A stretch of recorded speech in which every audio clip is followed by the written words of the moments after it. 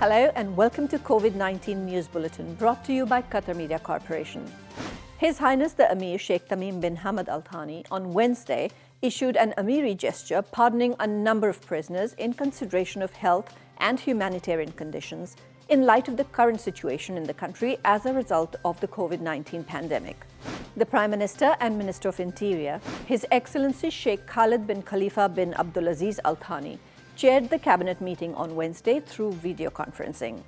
During the meeting, the Cabinet issued a number of decisions related to the current global coronavirus outbreak. The Cabinet decided that employees and workers in the government and private sector, whose nature of work requires providing services to the public, will be required to wear face masks while carrying out their duties and tasks. It will also be mandatory for customers and shoppers to wear face masks, without which entry will be barred. Workers in the contracting sector are also obligated to wear face masks while carrying out their duties. Officials in this sector shall be obliged to provide these masks and take into account all required precautionary measures. In the event of non-compliance with this decision, violators will be imprisoned for a period not exceeding 3 years and/or will pay a fine not exceeding 200,000 riyals. This decision is effective from Sunday, 26th of April 2020 until further notice. The State of Qatar and the International Committee of the Red Cross on Wednesday reviewed topics of joint interest and ways of cooperation to contain the spread of COVID-19.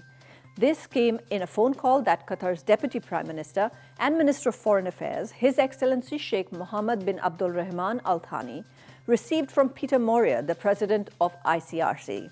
Within the framework of Qatar's efforts to confront the crisis of COVID-19, His Excellency Sheikh Thani bin Hamad Al Thani has participated in the awareness and reassurance service provided by the Department of Geriatrics at Hamad Medical Corporation. Meanwhile, Hamad Medical Corporation and the World Health Organization have prepared a plan to protect senior citizens from the threats of coronavirus. The Ministry of Public Health reported today 608 new confirmed cases of COVID-19 and the recovery of 75 cases. The Ministry of Administrative Development, Labour and Social Affairs has issued guidelines to organize remote work for employers and employees in the country. The guidelines are based on the Cabinet decision issued on March 18th this year to reduce the number of workers in the private and public sector workplace to 20%, while the remaining 80% will work remotely with some exceptions to vital facilities. The Ministry of Interior has reported the arrest of 4 people who violated the decision to prevent gatherings in public places taken as a precautionary measure against COVID-19. The Ministry of Education and Higher Education has set the 9th of May as the last day for students across the country to send their short films for the competition School Stars.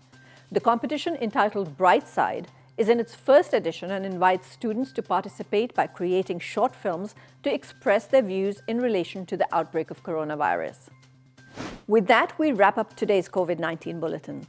For more updates, you can follow us on our social media platforms at COVID-19 Qatar, and detailed news can be found at our website, covid19qatar.info. Thank you for tuning in, and we'll be back with more news updates tomorrow. Goodbye and stay safe.